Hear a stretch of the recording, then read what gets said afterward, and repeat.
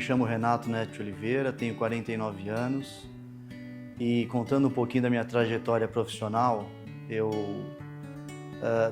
tive duas fases na vida, uma antes do Exército e uma depois do Exército. A fase pós-Exército, ela começou aqui na Remasa. Foi o meu primeiro emprego registrado, meu primeiro emprego formal. Eu saí do quartel procurando trabalho e fui buscar as oportunidades que naquela época tinham, era 1995. Eu fiz ficha em diversas empresas e 3 empresas me chamaram no segundo semestre de 95. O Consórcio Remasa, o Banco Martinelli e o CIC Casa e Construção. CIC pagava mais, Banco Martinelli pagava menos, mas era uma função, eu seria um bancário, e o Consórcio Remasa estava pagando entre os dois. No banco eu descartei porque eu ia trabalhar no departamento de arquivo. No CIC, que pagava mais, eu seria repositor de mercadoria na loja, então eu tinha que bater caixa, bater lata, embora meu pai quisesse que eu optasse pela vaga no CIC. Mas minha intuição me fez escolher a Remasa.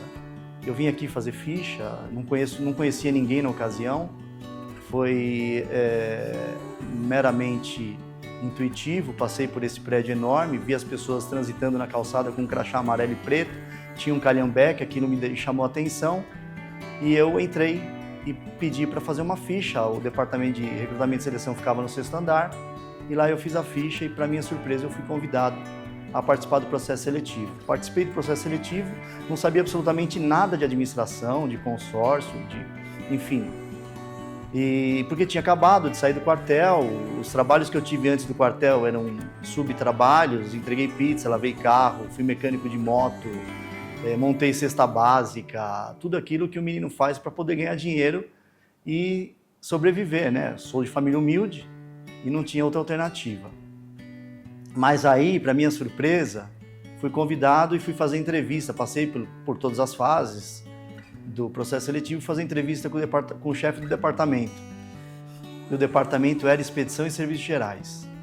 E o João Dias de Morgado, que naquela época, em novembro de 95, era o supervisor do departamento, ele olhou para mim, acho que ele viu a minha sinceridade e falou: menino, você não entende absolutamente nada do que a gente precisa, mas eu vou te dar a oportunidade porque eu gostei de você. E aí comecei a trabalhar na expedição, novembro de 95. Eu tinha uma calça e 2 camisas emprestadas. Minha mãe tirou um pedaço da barra da calça para ampliar o tamanho da cintura para eu vestir. E eu vinha todos os dias com a mesma calça e as 2 camisas eu alternava. Uma ficava lavando, a outra eu utilizava, né? Mas comecei a trabalhar. Expedição e Serviços Gerais, era um menino que fazia trabalho interno e externo. E dentro dessa rotina da expedição, tinha 2 atividades que eram mais importantes. E acabei participando dessas 2 atividades. Quais eram? Eram as manutenções das linhas telefônicas e das linhas de dados da empresa e o controle telefônico, porque naquela ocasião, telefonia era o único recurso que a gente tinha para vender. E era caro. Pulso telefônico, ligação para celular. Então, os presidentes da empresa tomavam muito cuidado com esse tipo de gasto. E lá na expedição fazia os controles dos consumos telefônicos. Tinha uma equação definida pela auditoria em que a empresa dava 140 pulsos telefônicos para a cota vendida. E as ligações de celulares a gente gerava um relatório para que o gerente pudesse justificar os valores gastos. E aí a gente debitava aquilo que se constatava ser particular e as filiais que eram improdutivas, que vendiam menos cotas, se a filial vendesse 10 cotas, ela tinha 1.400 pulsos. Se ela vendesse 20 cotas, 2.800 pulsos e assim por diante. Se a filial estava improdutiva, ela já começava a reembolsar o custo telefônico. E era uma parte sensível, né? Porque telefone era o que mais usava. Naquela ocasião tinha 2.000 vendedores, 2 diretores comerciais, 5 gerentes regionais, tinham gerentes distritais e tinham 45 filiais. O que hoje se usa tecnologia, internet, toda essa parte mais digital, era tudo feito com telefone, então o gasto era de fato bastante relevante. Com esse trabalho de manutenção de linha telefônica e controle de custo de telefonia, eu fui aproximado de dois departamentos da empresa. Um era a presidência, porque eu prestava contas para o Daniel Joseph Drouillard, que não trabalha mais com a gente, mas que era um assessor importante do nosso presidente Enilson Zaninotto e Devaldo Rubens Manprim, e o outro era o Paulo Duarte, que era gerente da SGI. E eu tinha também, quando ia na SGI, fazer lá as visitas com os técnicos da antiga Telesp, atual Vivo, eu comecei a me relacionar com o pessoal da informática. E eu queria trabalhar na SGI. E aí, um belo dia, conversando aqui com o Daniel no quarto andar, ele sempre me amparou, porque talvez também tenha tido uma certa simpatia comigo, e eu fazia, modéstia à parte, um trabalho correto. Eu falei, Daniel, a SGI vai abrir uma oportunidade para participar de uma vaga que está disponível lá. Você pode me indicar para o Paulo Duarte? O Daniel falou, tudo bem, eu vou conversar com o Paulo Duarte para te transferir. Eu estava na expedição já há 3 anos, já era 1998, e o Daniel me prometeu que conversaria para eu participar do processo seletivo lá na Sobreloja. E para minha surpresa, 15 dias após o meu pedido, o Daniel me convidou para trabalhar na presidência. E eu fiquei surpreso, né? Perdido, porque era o departamento de comando da empresa e do grupo, mas enfim, eu nunca tive medo de desafio, sempre fui atrevido, e a única coisa que eu fiz foi pedir um prazo para ensinar o trabalho que eu fazia lá na expedição no 6º andar para alguém, para que eu pudesse descer, e desci. E eu comecei a trabalhar aqui no 4º andar, inicialmente fazendo as posições que hoje são feitas pelo Power BI, que são as visões que os gestores precisam de todas as áreas da empresa para tomar as decisões necessárias, né? Então eu recebi os relatórios de mapa de vendas, estoque de veículos, posições de contemplações, de escrituras do consórcio, CADOC, que é o relatório que é encaminhado todos os meses para o Banco Central. Então todos esses relatórios eram recepcionados, e a gente fazia uma visão de acordo com o que o Sr. Enilson e o Devaldo precisavam ter para enxergar a empresa do ponto de vista de gestão. E isso também fui fazendo. Tinham rotinas, trabalhos que eram diários, trabalhos que eram semanais, trabalhos que eram mensais. E aí, dentro desse departamento, eu passei também por diversas atividades lá na assessoria do Sr. Enilson. Eu fiz esse trabalho inicialmente, depois fui me subordinar a Marizilda, me subordinei ao Deberson, desenvolvendo outras atividades, e até que no ano de 2000, eu já estava há 2 anos trabalhando aqui na presidência, o Sr. Enilson me chamou junto com o Wilson Bronzinski, que era um supervisor do departamento de uma área aqui do 4º andar, que fazia gestão de negócios. O Sr. Enilson me chamou junto com o Wilson e com o Daniel Joseph Drouillard, e me propôs um novo desafio. Nós tínhamos estocados perto de 60 imóveis que eram frutos das execuções hipotecárias do consórcio, eram as garantias. Esses créditos estavam todos parados e perdidos. Salvo o melhor juízo na época, isso gerava em torno de 5 milhões, alguma coisa perto disso, que estava ali, guardado no armário. E aí eu me lembro que o Sr. Enilson falou para mim, Renato, eu não sei como você vai fazer, de que forma você vai fazer, mas eu sei que você vai fazer. Eu preciso que você assuma essa atividade que está com o Daniel, ele não consegue cuidar disso de forma mais dedicada, mas eu preciso que você resolva esse problema do consórcio, porque nós não podemos ficar com esse crédito pendente, parado aí no armário. E assim eu fiz. Aí eu fui me transferir de sala, né? Porque o Daniel trabalhava na sala ao lado, o Daniel cuidava de novos negócios, e aí eu fui para a sala de novos negócios para gerenciar essa dificuldade, né? Esse déficit que a empresa tinha. E comecei a fazer o trabalho, conhecer os processos, listar os imóveis, verificar quais eram as pendências que o imóvel tinha, se financeira, se fiscal, né, se civil do ponto de vista de engenharia, como é que nós íamos fazer para publicar tudo isso, para alcançar aquele comprador, e a coisa foi acontecendo. E nós conseguimos realizar tudo. Todos os imóveis que estavam estocados, nós conseguimos zerar esse estoque. As escrituras eram feitas por hipoteca, demorava-se bastante para retomar as garantias, e a gente foi conseguindo equalizar a situação e solucionar essa dor que a empresa tinha.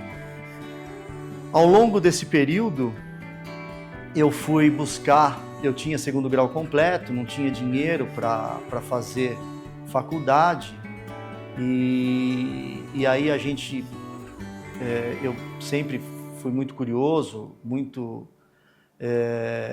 sedento por conhecimento, e aí em 2002 eu quis fazer faculdade, não conseguia fazer faculdade, não tinha dinheiro, entregava pizza para complementar a renda aos finais de semana. Aqui ganhava-se um salário mais básico e a gente não podia. Como é que você vai pedir aumento sem ao menos ter a oportunidade de entregar o trabalho que você estava determinado a fazer, né? Então, eu nunca coloquei o carro na frente dos bois. Eu não conseguia fazer faculdade, fui fazer inglês. Aí matriculei na cultura inglesa, trabalhava durante a semana e fazia inglês às segundas e quartas à noite. Mas, no ano seguinte, eu já consegui uma promoção que me permitiu matricular na faculdade. Aí eu fui fazer faculdade de Ciências Contábeis na Álvares Penteado e comecei também a me preparar do ponto de vista acadêmico, né? Porque precisava ter conhecimento, né? Conhecimento não ocupa espaço e só abre portas. E aí comecei a cursar Ciências Contábeis e fui me desenvolvendo também na parte do conhecimento, sempre profissionalmente dedicado, responsável, comprometido e fazendo o trabalho que tinha que ser feito. Aí essa foi a porta de entrada para o Departamento de Novos Negócios, já em meados de 2001, 2002, e as coisas foram acontecendo. Aí o consórcio teve uma reestruturação em 2004. Ela começou a diminuir, o consórcio Remasa começou a diminuir sua operação em função da autorização para seguradoras e bancos venderem consórcio. A Remasa começou a diminuir seu tamanho, ter que se reestruturar do ponto de vista de contingente, e aí acabou sobrando também muito patrimônio. Essas 45 filiais começaram a ser consolidadas em filiais maiores, os imóveis que sediavam as filiais começaram a ficar subutilizados, começou a restar a área construída, e aí veio mais um desafio, que era fazer a geração de renda de todo esse patrimônio que estava subutilizado. E aí nós conseguimos também implantar uma gestão que pudesse colocar esses imóveis no mercado e fazer um novo negócio. Já que a área era denominada Novos Negócios, nós conseguimos ocupar esses imóveis e gerar as rendas necessárias aí não operacionais para manutenção do patrimônio e renda complementar, né?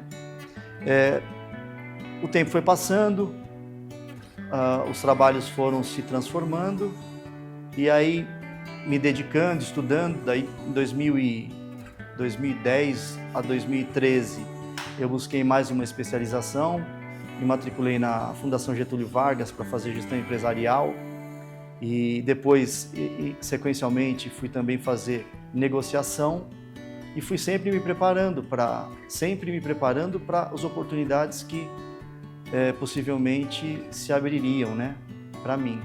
E aí acabou que eu passei a contribuir com o grupo na gestão de ativos imobiliários, que é a área que eu estou hoje, não só nessa questão da alienação, na recuperação dos créditos em decorrência da inadimplência do consórcio, que é a alienação dos bens fruto aí das garantias fiduciárias e hipotecárias, mas na geração de renda daquilo tudo que estava subutilizado, hoje estão ocupados e gerando renda, mas também na transformação dos imóveis subutilizados, na locação de imóveis para a expansão das unidades do grupo, né, na construção, na inauguração de novas unidades operacionais do grupo, e esse tem sido o meu dia a dia, hoje focado na gestão dos ativos imobiliários,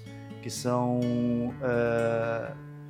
patrimônio, são bens extremamente valiosos e muito sensíveis, né? Por isso que eles estão ligados aí à presidência da empresa e a todo o quadro societário, porque a gente precisa ter responsabilidade e segurança para trazer o melhor negócio sempre. Essa é a minha contribuição. Faço tudo que tenho feito há 29 anos como se fosse meu primeiro dia de trabalho. Eu não desisto de absolutamente nada. Pode haver obstáculo que houver, eu vou de alguma forma buscar maneiras de resolver, e não tenho problema algum em pedir ajuda, em procurar estudar, em procurar alternativas para trazer sempre o melhor resultado para o consórcio Remasa e para o grupo. Essa é a minha história na Remasa.